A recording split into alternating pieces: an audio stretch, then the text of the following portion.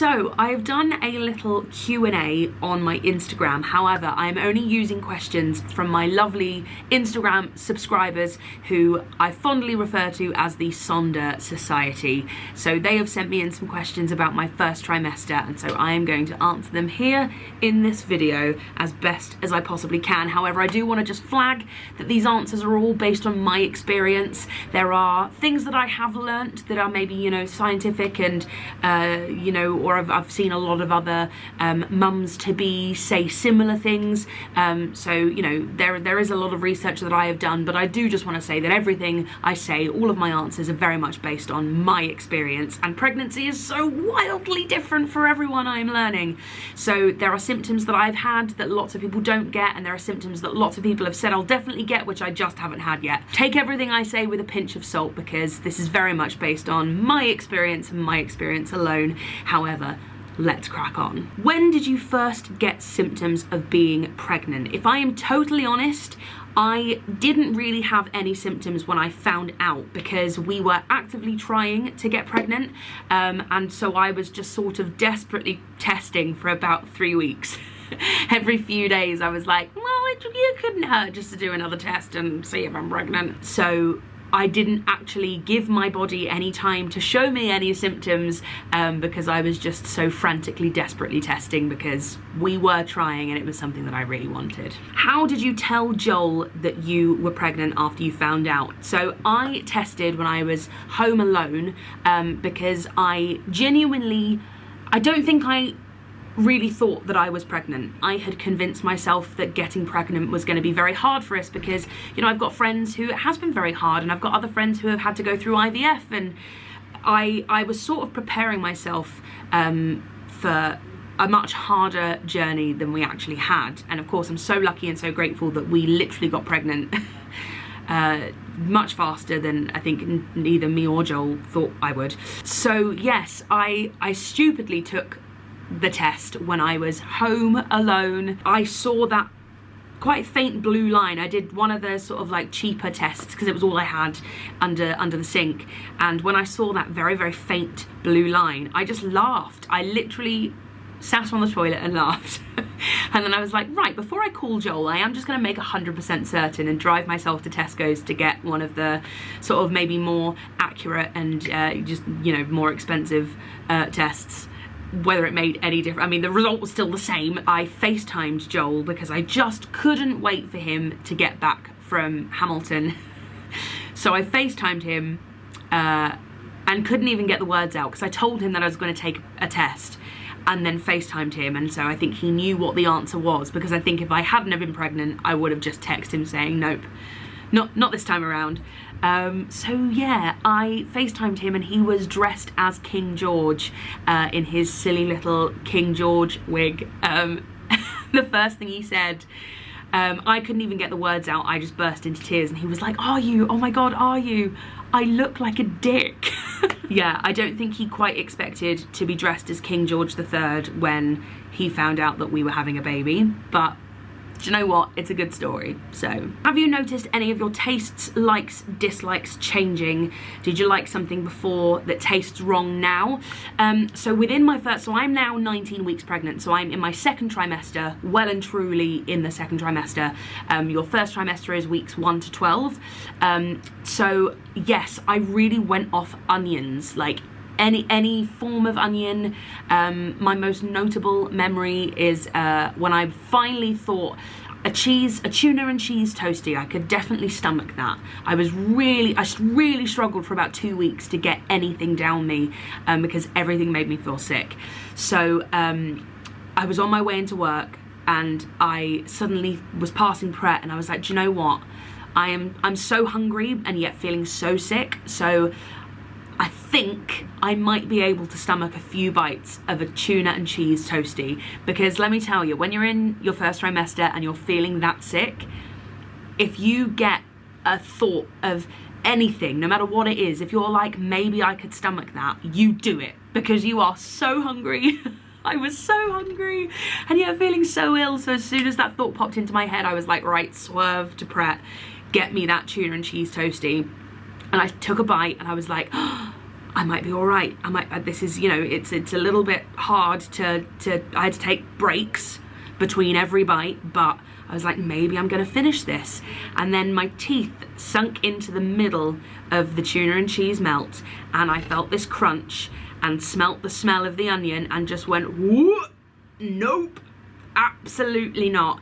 And even taking the onion out of it was just a big red onion, like a proper slice chunk of red onion, and even just getting it out of the sandwich and putting it in the bin was an ordeal.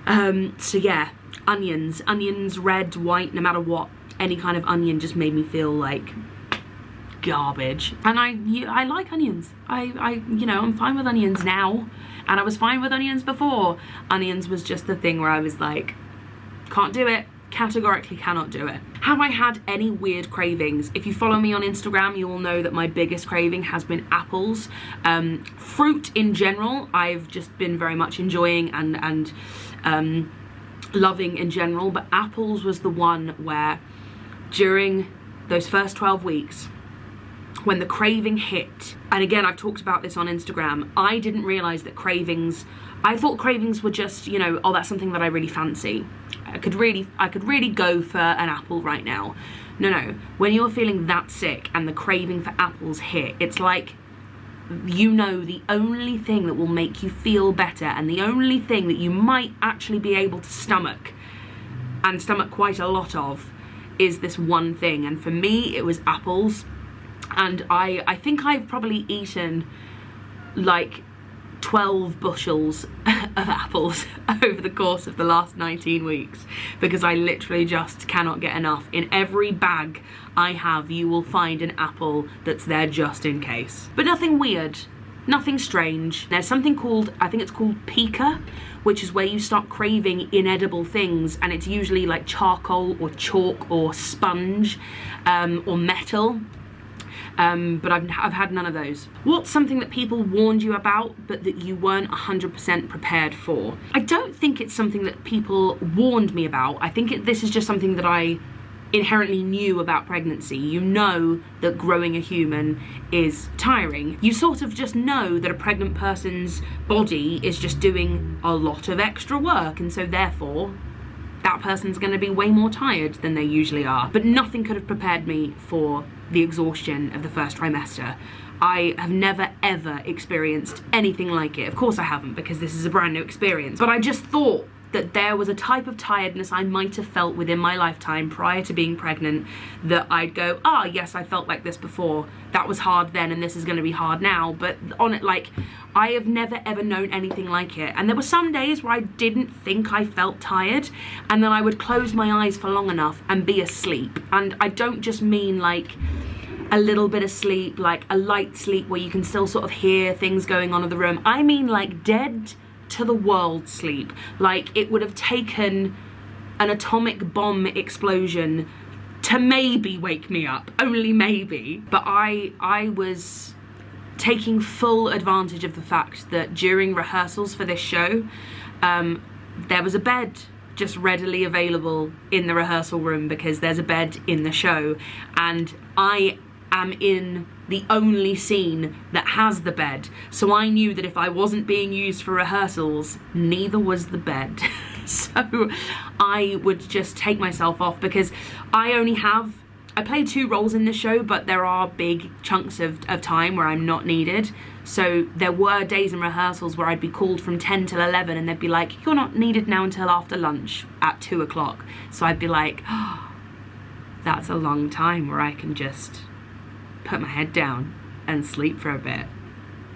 Amazing. I think there are some things that no matter how many times you're told and how much you know, theoretically you know, they are just not the same as when you experience them. There are some things that you have to experience before you really, really understand what was being said to you the first time you were told, and I'm sure I've got plenty of that to come. What were the things that supportive people around you did that helped the most? This is where I do my biggest shout out to Mel Gedroych, who is in the cast of The Crown Jewels. You might know her best as Mel of Mel and Sue. One of the greatest human beings I've ever met in my life. She is she's actual sunshine personified.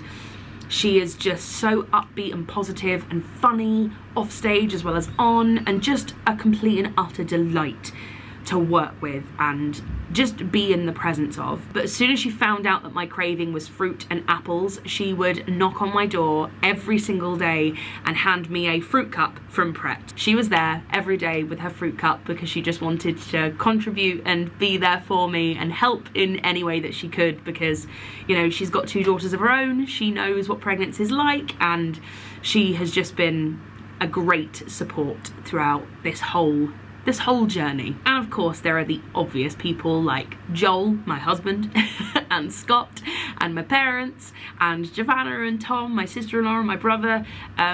They've all just been amazing and happy to share their experiences and their knowledge. In fact, it's been really interesting to talk to my parents. You know, there's so much that I've just never asked because I've never thought to about what it was like having me and Tom, and, you know, the process of my mum being pregnant, because again, if you've watched my Instagram, I made a video where for the last 10 years I've been so work-based and career-driven, and the idea of having kids was definitely something I knew that I wanted, but it felt so far off in the future that I've never really taken an active interest in motherhood and what that is, and when I might, you know, do this and go on this journey. So there's so much that I've just never really thought to ask because I've had so many other things to talk to my mum about. So that's one aspect of her life and my dad's life that I've just not really delved into, that I am now, and it's just really interesting hearing all of their stories from when my mum was pregnant with my brother and then me. And it's been really fun watching Joel start the transition into becoming dad. He's always had sort of dad energy about him anyway, and I think there are times when Joel feels quite helpless because he knows that there's nothing really that he can do to like actually aid the growing of the baby. And I mean, to be fair, there isn't a huge amount that I can do apart from just looking after myself, keeping myself as healthy as possible so that I'm keeping the baby as healthy as possible. But it is a weird feeling where you just sort of feel like your body's doing something for you that you have no sort of active role in. There are days when I'm sort of reading my app that I've got where I'm like, oh, I'm growing fingernails today. I don't even know that I'm doing that, and I don't know how to help my body do that. Like, my body's just doing it without my say-so, and it's just happening, and I'm kind of along for the ride. And if I feel like that, God knows how Joel feels, because Joel isn't even like living in this body and, you know, feeling all the things that I'm feeling. So I think there are times when he feels quite helpless, but my God, he's doing everything that he possibly can. If he finds out that there is something that will help, he is doing it like 100-fold. Things you found that helped with sickness: ginger tea, specifically tea. I think there's just something comforting about a cup of tea anyway, just a nice sort of warm, sweet liquid. But the ginger, I mean, it's an obvious one that everyone talks about to help with nausea, but it was spectacular. And I also found these amazing bonbons. I will find a picture of them and I will put them here, and I will put a link below. I just bought them online and they really help. Just having something that made me feel like I was getting something down me. They were very, very helpful, but ginger tea was my biggest one. Was telling friends and family more or less emotional? I mean, I'm a very emotional person anyway, so I think I knew that it was going to be very emotional, and it absolutely was. When we told my parents, I couldn't even get the words out, and when they sort of disappeared to the kitchen to sort of, we were having like sandwiches and tea and cake and stuff at my parents' house, I could already feel myself getting choked up. So I just turned to Joel and was like, you're gonna have to say it. You're gonna have to say the words, because I absolutely cannot get them out. And I'm just gonna have to sit there and cry and smile at whatever my parents do. And of course they both burst into tears and they both sort of hugged us and, you know, suddenly started asking all the questions. Telling Tom and G actually was more emotional than I thought it was gonna be.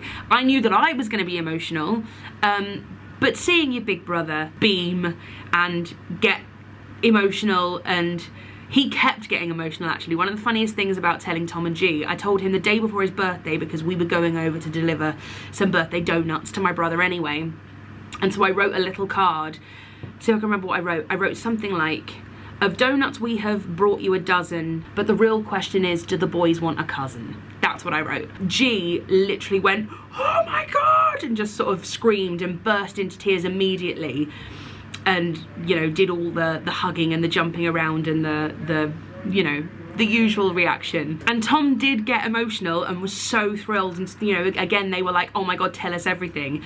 But then Tom had a bite of birthday cake, and as he put it in his mouth, he went, oh no, and just started crying again.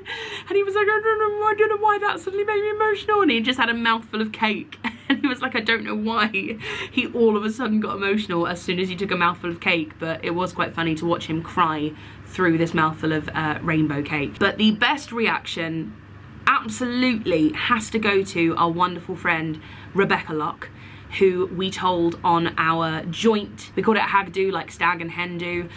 We took a bunch of friends to Blackpool and just did sort of, you know, the pleasure beach and funny girls drag show, and just had the best time. But we suddenly thought maybe we have to tell our group of friends, because I won't be drinking or doing any of the roller coaster rides at the pleasure beach, and that's going to be pretty sus. So we told them all together, and this was Becky Locke's reaction, and it is my favourite reaction of anyone we told. Everyone say Blackpool! Blackpool! Everyone say, we're gonna be aunties and uncles! We're gonna be— No! Shut up! Was it difficult not telling people about your pregnancy? Because there's a 12-week thing where the first trimester can be a little bit tricky. Trigger warning, I'm gonna talk about miscarriage and miscarrying, but the likelihood of miscarrying is higher within the first 12 weeks. So once you get past 12 weeks, the risk, you know, there still is a risk the whole way through pregnancy,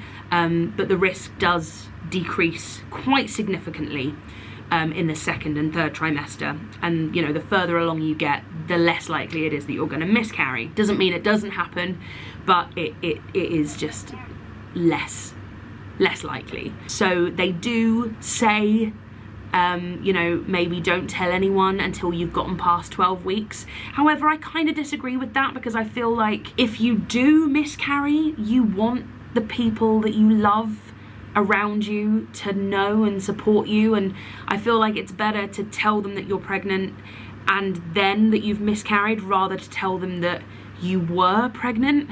I feel like that's just way harder.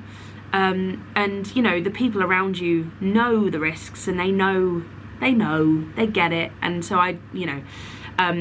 so I kind of didn't really wait until 12 weeks. I waited to tell Instagram and like the general public, but our nearest and dearest and our closest friends, I didn't wait at all.